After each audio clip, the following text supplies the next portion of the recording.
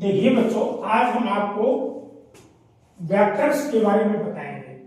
तो वेक्टर्स क्या होती हैं ये बताएंगे। तो सबसे पहले ये जानना है कि फिजिकल क्वांटिटी जो है हमारी कितने तरह की होती हैं।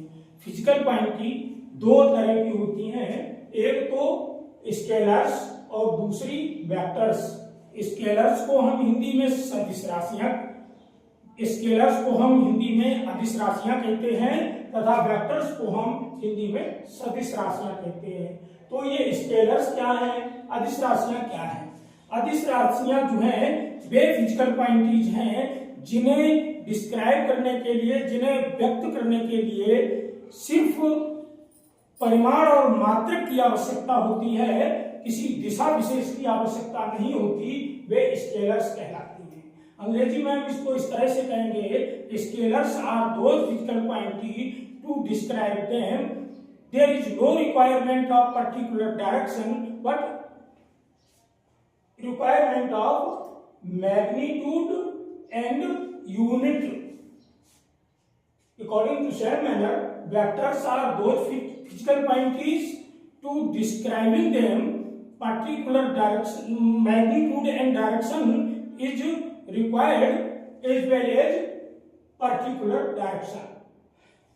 तो इनके एग्जाम्पल्स क्या हैं? स्केलर्स के एग्जाम्पल्स हैं जैसे मास। तो मास को हम रिप्रेजेंट करते हैं तो इसके लिए किसी भी फिजिकल मतलब किसी भी डायरेक्शन की जरूरत नहीं होती है। मास, डेंसिटी, वॉल्यूम और इसी तरह से अदर फिजिकल क्वांटिटीज एटसेट्रा ये होती हैं। जैसे वेलोसिटी,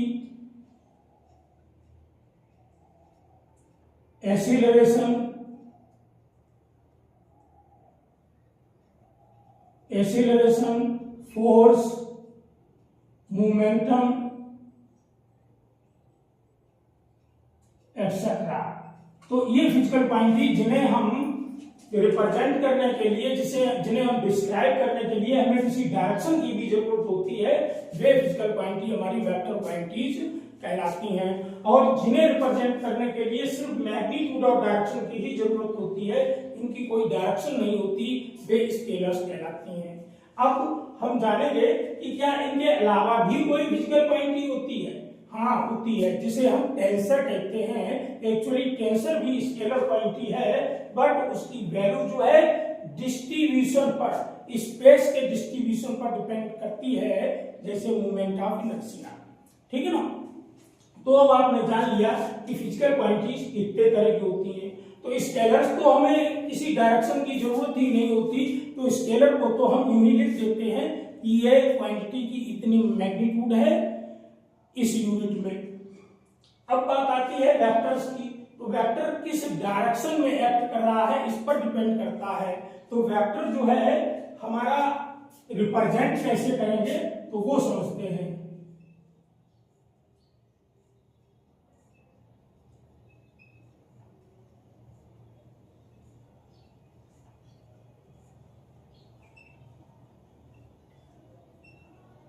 रिप्रेजेंटेशन ऑफ वेक्टर्स। तो पहले तो ये समझे कि हम वेक्टर को रिप्रेजेंट कर रहे हैं तो कभी कभार स्पेस में भी करना पड़ जाता है, तो हम डायरेक्शन को अपने हिसाब से चूज करते हैं। अगर हम हॉरिजॉन्टल प्लेन में अगर हम डायरेक्शंस को रिप्रेजेंट करें तो हम मैप की तरह करते हैं। जैसे मैप में ऊपर की तरफ नॉर्थ लेते हैं, नीचे की तरफ साउथ, राइट हैंड साइड की तरफ ईस्ट और इस तरफ को वेस्ट लेते हैं। तो इस तरह से हम जब कहा जाए कि कोई फिजिकल क्वांटिटी इस डायरेक्शन में एक्ट कर रही है, तो इस तरह से हम इसको देखेंगे कि नॉर्थ में है तो इधर को लाइन खींच देंगे, ईस्ट में है तो इधर को लाइन खींच देंगे, और कहीं और जा रही है तो नॉर्थ ऑफ ईस्ट मतलब इतने डिग्री पर, जैसे 30 डिग्री नॉर्थ ऑफ ईस्ट, तो ये 30 डिग्री ईस्ट नॉर्थ की तरफ है, ईस्ट के नॉर्थ में, तो ये डायरेक्शन जो है 30 डिग्री पर ये डायरेक्शन हो जाएगी। तो इस तरह से हम फिजिकल क्वांटिटी को हॉरिजॉन्टल प्लेन में रिप्रेजेंट करते हैं। अब अगर ये नहीं दिया गया है, इसी तरह की चीजें दी गई हैं कि कोई दो वेक्टर इतने एंगल पर इंक्लाइंड है, उनका सम मालूम करिए, उनका डिफरेंस मालूम करिए, तो उनके बारे में हम बताएंगे। तो सबसे पहले तो रिप्रेजेंटेशन ऑफ वेक्टर्स को समझ लो। तो सबसे पहले तो हम इसके लिए एक स्केल चूज करते हैं। स्केल 1 सेंटीमीटर इक्वल टू जो भी उचित लगे। जैसे हमको एक कोई फोर्स है F इक्वल टू 100 न्यूटन, है ना, इन ईस्ट, ठीक है ना, ये फोर्स ईस्ट में 100 न्यूटन का एक्ट कर रहा है। तो हम एक 1 सेंटीमीटर इक्वल टू लेंगे, 10 सेंटीमीटर की लाइन खींच सकते हैं, है ना। अगर 5 न्यूटन लेंगे तो 20 सेंटीमीटर की लाइन खींचनी पड़ेगी। तो हम इक्वल टू 10 न्यूटन लेते हैं। तो 1 सेंटीमीटर 10 न्यूटन के इक्वल है, तो हमारे 100 न्यूटन के इक्वल 10 सेंटीमीटर हो जाएगा। और टूवर्ड्स ईस्ट ये एक्ट कर रहा है, तो इस तरफ को हम एक स्ट्रेट लाइन खींच देंगे 10 सेंटीमीटर की, और इस पर लिख देंगे F इक्वल टू 100 न्यूटन, ठीक है ना। और ये पॉइंट मान लो हमारा O है, इनिशियल पॉइंट, और ये पॉइंट P है। तो ये वेक्टर हमारा हो गया। इस पॉइंट O को वेक्टर की हम टेल कहते हैं। क्या कहते हैं? टेल। और इस पॉइंट P को हम वेक्टर का हेड कहते हैं, है ना। अब हिंदी में इस पॉइंट P को पुच्छ, और पॉइंट O को पुच्छ, और पॉइंट P को बाराग या सिर कहते हैं, ठीक है ना। तो इस तरह से हम वेक्टर को रिप्रेजेंट करते हैं। तो वेक्टर का रिप्रेजेंटेशन जो है आप लोगों के समझ में आ गया होगा। अब जैसे हमारे जो अदर फिजिकल क्वांटिटीज हैं, स्केलर्स हैं, तो उनका हम सम करेंगे। तो एक बात और समझ लो, सम या डिफरेंस आर्थिमेटिक कैलकुलेशन हो, एल्जेब्रिक कैलकुलेशन हो, तो उनमें तो नंबर्स हो सिर्फ, तो हम सीधा कर लेते हैं। लेकिन हम जो है सम को जो है डिफरेंट तरह की चीजों को सीधा नहीं जोड़ते हैं। जैसे 2 पेन प्लस 3 पेंसिल, है ना। तो इस तरह से उनको ऐड करेंगे, 2 पेन प्लस 3 पेंसिल, प्लस के निशान से एल्जेब्रिक सम हो जाता है। लेकिन यहाँ चूंकि वेक्टर की बात है, तो वेक्टर का एडिशन हम कैसे निकालेंगे वो समझो। दो वेक्टर किसी पॉइंट पर काम करते हैं, तो उनका रिजल्टेंट जो है इफेक्टिव मैग्नीट्यूड और इफेक्टिव डायरेक्शन होता है। सपोज दैट ये एक ब्लॉक है, suppose that this is a block and you are pulling towards this side with a force of P, and another one is pulling this block with a force of Q. Then it will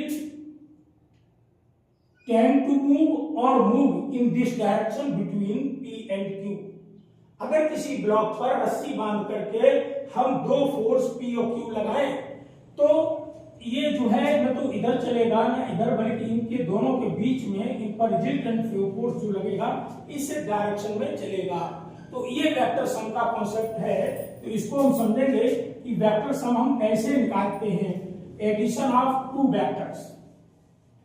तो जैसे हमें दिया जाए कि ये दो मतलब vector जो हैं इनको ज्योमेट्रिकली ऐड कीजिए, तो उसके लिए हम क्या करेंगे,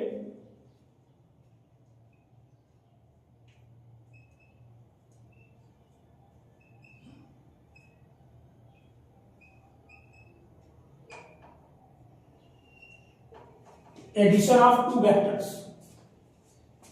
तो एडिशन ऑफ 2 वेक्टर्स देखो, जैसे कोई एक वेक्टर है P इस डायरेक्शन में एक्ट करता है, और प्लस कोई वेक्टर है Q P से थीटा एंगल बनाते हुए इस डायरेक्शन में एक्ट करता है। तो इनका हम रिजल्टेंट निकालने के लिए सबसे पहले हम विद प्रॉपर स्केल P को ड्रॉ कर लेंगे, और Q की टेल को P के हेड पर रख करके ड्रॉ कर लेंगे, और P के टेल से Q के हेड को मिला देंगे ये हमारा रिजल्टेंट वेक्टर r आ जाएगा। तो r इक्वल टू ये हो जाएगा p प्लस q। इनको निकालते कैसे हैं सोचो, जब इसको ड्रॉ कर लिया और इसको विद प्रॉपर स्केल ड्रॉ कर लिया तो जो 1 centimetre equal to x newton अगर हमने माना है, ये फोर्स है और x न्यूटन माना है, तो हम AC को नाप लेंगे। इतने जो भी सेंटीमीटर हो, मान लो ये y सेंटीमीटर होगी, ठीक है ना। तो रिजल्टेंट r का मैग्नीट्यूड जो है कितना आ जाएगा, ये XY न्यूटन हो जाएगा, ठीक है ना। इस तरह से हम निकाल लेते हैं। सपोज दैट इसको हमने 2 यूनिट माना और ये जो है हमारी 7 सेंटीमीटर आई, तो ये जो है रिजल्टेंट जो है हमारा 14 न्यूटन हो जाएगा। और ये तो हम उसी स्केल में ड्रॉ करेंगे ही, और इसकी डायरेक्शन P से ये प्रोट्रैक्टर से एंगल मेजर कर लेंगे और ये एंगल अल्फा जो भी आता है वो हम लिख देंगे। डायरेक्शन करके लिखेंगे तो डायरेक्शन निकाल लेंगे, डायरेक्शन अल्फा इक्वल टू जो भी वैल्यू निकले हम लिख देंगे। इस तरह से हम ज्योमेट्रिकली दो वेक्टर्स को ऐड कर लेते हैं, ठीक है ना। अब वेक्टर के सबट्रैक्शन की बात अगर आए, है ना, तो एडिशन से हम सबट्रैक्शन कैसे निकालते हैं।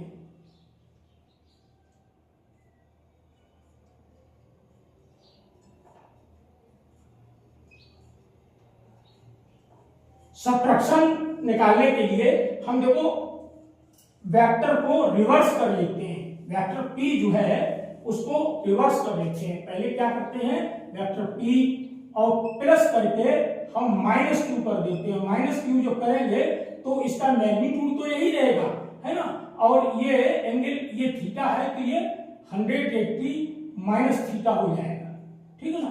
तो ये जो है इसके हेड पे टेल रख करके हम P के हेड पे -q का टेल रख करके हम ड्रॉ करते हैं और ये रिजल्टेंट हमको r प्राप्त हो जाता है। तो यहाँ r equal to P plus -q होता है, यानी r equal to P -q हो जाता है, ठीक है ना। इस तरह से हम वेक्टर का डिफरेंस निकालते हैं ज्योमेट्रिकल मेथड से। अब बात आती है कि हमारे वेक्टर्स होते कितने तरह के हैं, तो समझ लीजिएगा। वेक्टर देखिए कई तरह के होते हैं। तो सबसे पहले हम जानेंगे कि वेक्टर्स, सबसे पहले जानेंगे यूकल वेक्टर्स कौन से होते हैं, ठीक है ना। Kinds of vectors.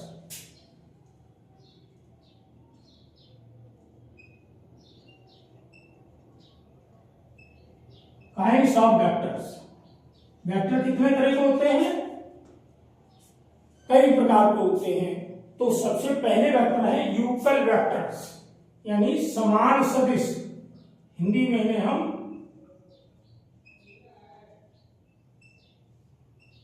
Equal vectors कहते हैं।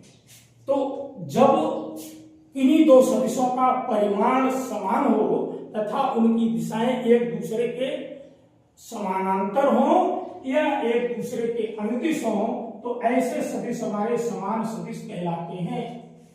जब इन्हीं दो सदिशों का परिमाण समान हो तथा उनकी दिशाएं एक दूसरे के समानांतर हो या अनुदिश हो, एक ही तरफ हो, एक ही लाइन में हो, तो वे सदिश जो है हमारे समान सदिश या यूकल वेक्टर्स कहलाते हैं। If the magnitude of two vectors are equal and their directions are parallel or along the same line, then vectors are called equal vectors।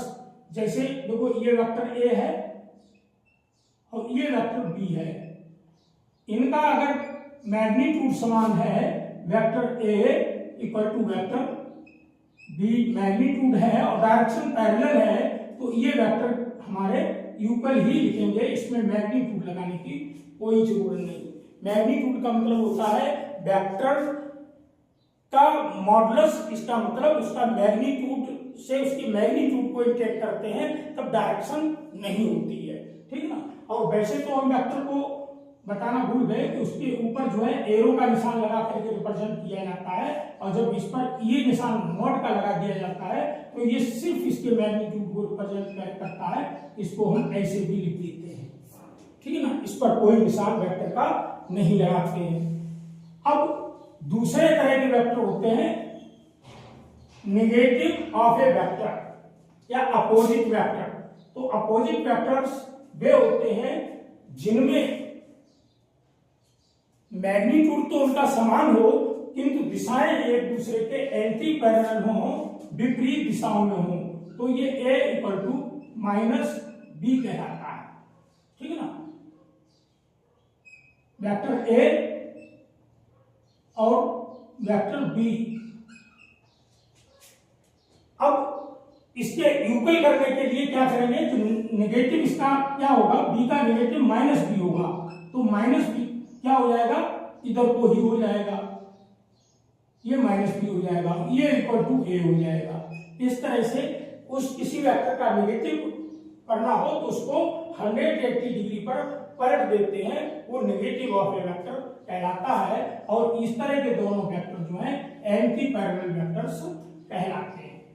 अब को-इनिशियल वेक्टर, को-इनिशियल वेक्टर्स जो हैं, there are so many vectors may be whose point of action is same।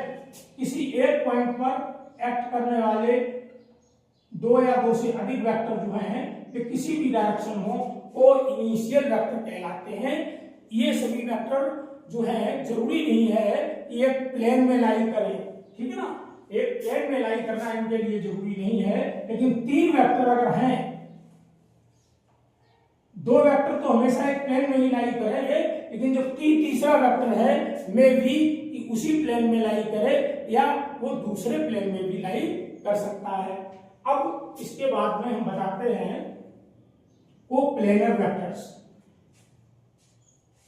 If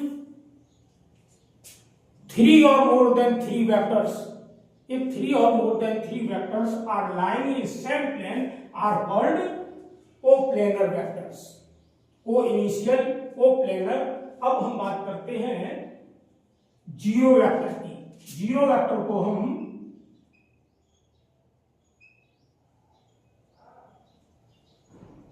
null vector भी कहते हैं। तो ये vector एक ऐसा है, हाइपोथेटिकल वेक्टर है, ये एग्जिस्ट तो नहीं होता, जैसे वेक्टर ए प्लस माइनस ए, इसका रिजल्ट जो आएगा जीरो वेक्टर आएगा, यानी ऐसा वेक्टर जिसका मैग्नीट्यूड जीरो हो, है ना, जिसका मैग्नीट्यूड जीरो हो वो जीरो वेक्टर कहलाता है, इसे हम नल वेक्टर भी कहते हैं। अब यूनिट वेक्टर क्या होता है, यूनिट वेक्टर समझिए। यूनिट वेक्टर वो होता है जिसका मैग्नीट्यूड यूनिट हो, यानी 1 हो, 1 न्यूटन, 1 मीटर पर सेकेंड, 1 मीटर पर सेकेंड स्क्वायर एक्सेट्रा, ठीक ना। तो ऐसे वेक्टर जो है हमारे यूनिट वेक्टर्स कहलाते हैं। अब कोई वेक्टर मान लो ये ए है, ठीक है ना, तो इस तरफ को यूनिट वेक्टर जो है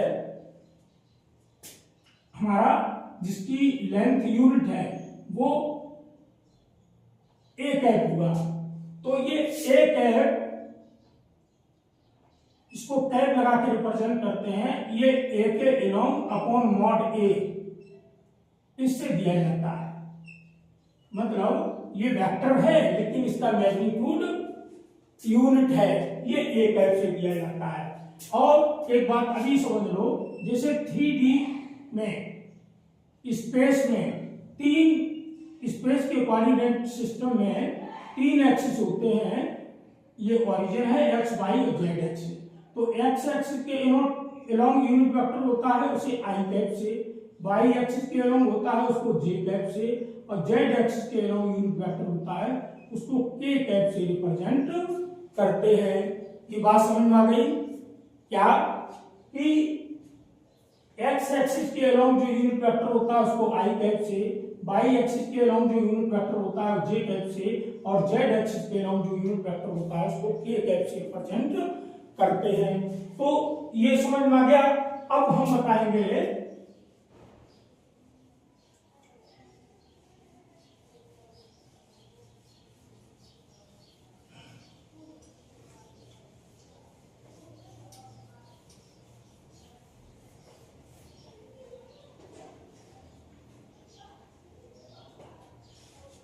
लॉज ऑफ वेक्टर एडिशन।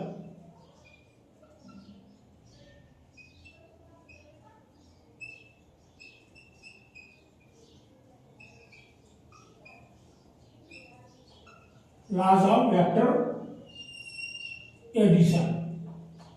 तो पहला लॉ है triangles law of vector addition.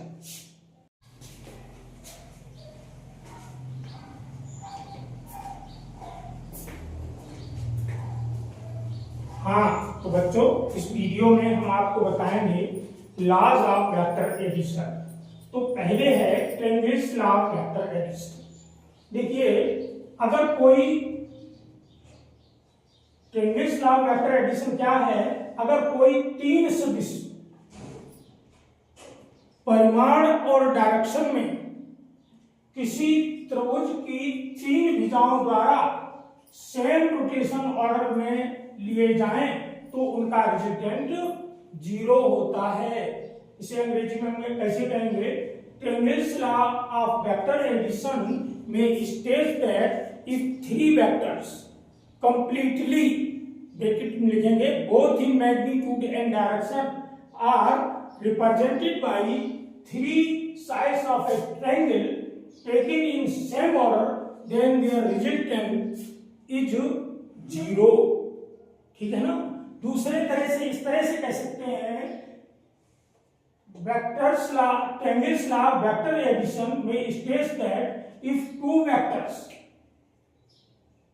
Completely, bracket में लिखेंगे, both in magnitude and direction are represented by two sides of a triangle taken in same order, then their resultant completely is represented by third side of triangle taken in opposite order। तो इन दो तरह से इनके statement को हम दे सकते हैं। ठीक इसी तरह से दूसरा लॉ है vectors law, parallelogram law of vector addition.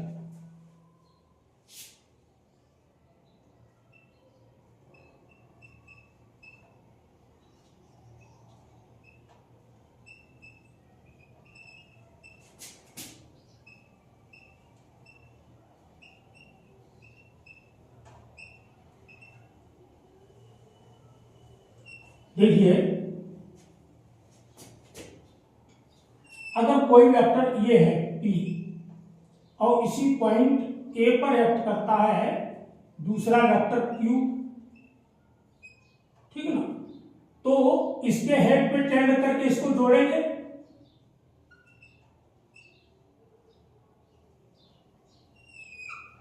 ये देखो P हो जाएगा। इस चाहे Q के हेड पर P को रख के जोड़ें, चाहे P के हेड पर Q को रख के जोड़ें, रिजल्टेंट जो है हमारा यही R आता है। तो इसको रिजल्टेंट चूंकि डायगोनल द्वारा रिप्रेजेंट हो रहा है और ये दोनों साइड जो है, दोनों वेक्टर जो है एडजेसेंट साइड्स द्वारा रिप्रेजेंट हो रही है। तो इस तरह से इसको हम लिखेंगे कि parallelogram law of vector addition में states that if two vectors completely, bracket में लिखेंगे, both in magnitude and direction are represented by two adjacent sides of a parallelogram, then their resultant completely represented by that diagonal of parallelogram which passes through the point of intersection of two adjacent sides। इस तरह से हम इसका statement देंगे और ये इस तरह से इसको हम आगे बताएंगे, आर का मैग्नीट्यूड निकालना, ठीक है ना। अब polygon law of vector addition, तो देखो polygon law of vector addition क्या है।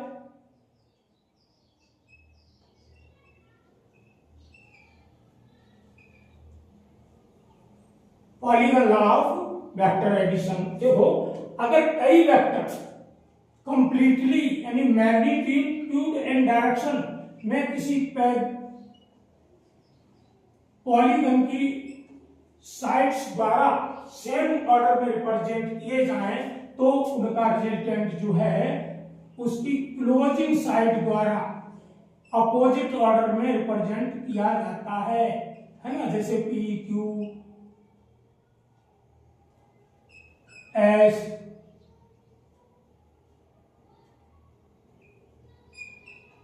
के एंड इस तरह इसको कई वेक्टर्स हो तो R equal to resultant equal to क्या हो जाएगा, P plus Q plus S plus K plus N. ये वेक्टर्स हमारे इनका वेक्टर सम जो है आर के इक्वल होगा, रिजल्टेंट के इक्वल होगा जो अपोजिट ऑर्डर में होगा। तो इस तरह से हमने ये 3 लॉ वेक्टर एडिशन के बताए। अब analytical method to determine the resultant of to determine the magnitude and direction of resultant method, है ना। तो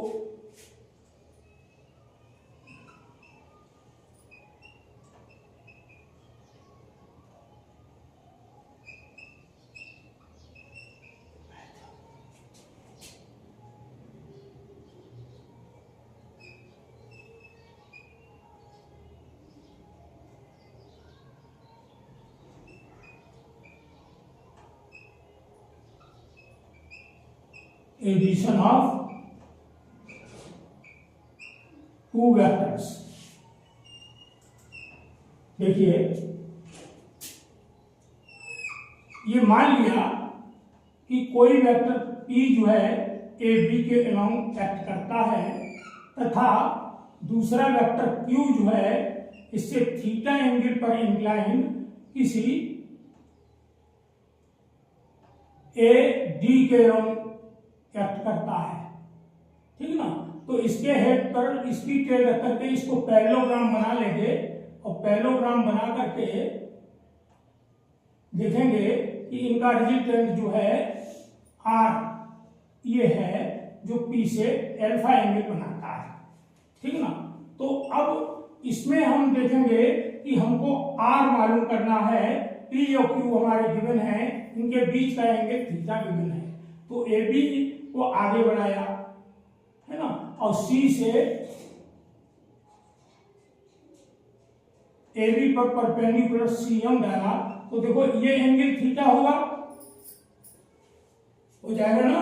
तो अब इसमें हम लेंगे इन ट्रायंगल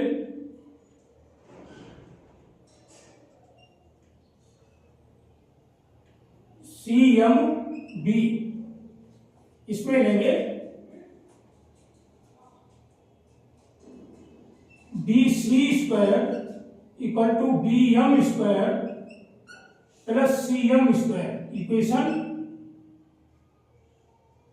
ये 1 आया और C M equal to B सी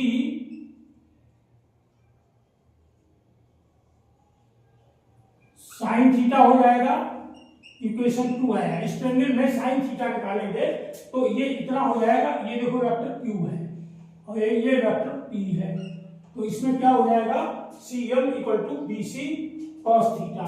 तो ये जो है दूसरा हो गया तथा B M equal to B C cos theta आया, ये इक्वेशन 3 हो गया, ठीक है ना। तो इस ट्रायंगल से हम बी एम सी एम और बी एम और सी एम में रिलेशन निकाल लिए। ये 3 इक्वेशन हमारे पास आए हैं। अब in triangle A M C A C square equal to क्या होगा A M square plus C M square.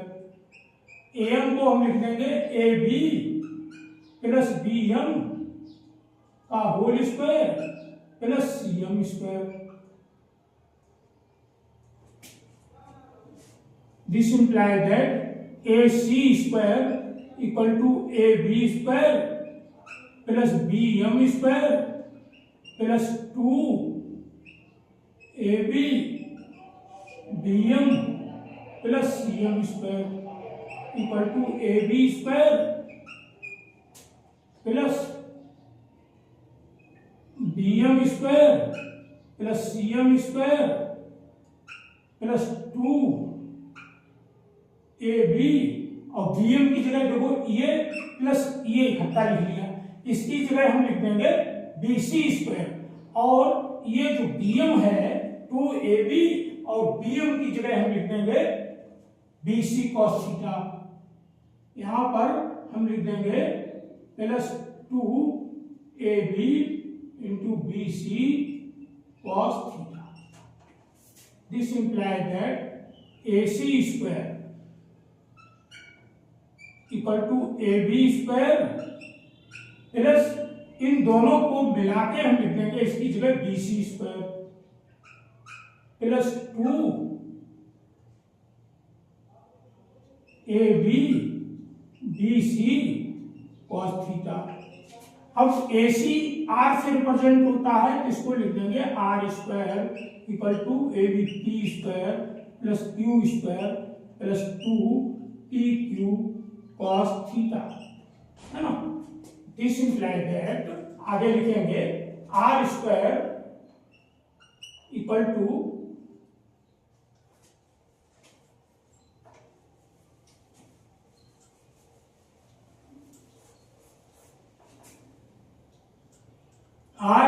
Under root P square plus Q square plus 2 P Q cos theta. This is the formula for determining the magnitude of resultant of two vectors. Now again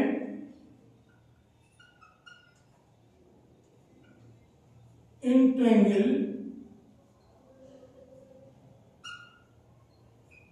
AMC tan alpha equal to C M upon A M equal to C M upon A B plus B M और C M की जगह क्या लिख देंगे B C sine theta upon A B plus B C cos theta.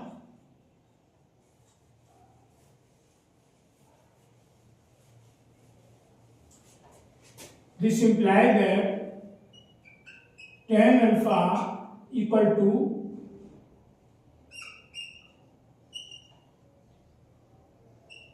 q sin theta upon p plus q cos theta। तो इस तरह से हमें p, q और थीटा की वैल्यू होने पर मालूम होने पर हम रिजल्टेंट की भी p से डायरेक्शन निकाल सकते हैं, ठीक है ना। तो इस तरह से हमने इस एनालिटिकल ट्रीटमेंट के द्वारा हमने निकालना सीखा है किसी दो वेक्टर्स के रिजल्टेंट का मैग्नीट्यूड और डायरेक्शन की वैल्यू, ठीक है ना। तो अब यहाँ पर आज यहीं पर फिनिश करते हैं। नेक्स्ट टॉपिक जो है हम नेक्स्ट वीडियो में डिस्कस करेंगे, ठीक है ना।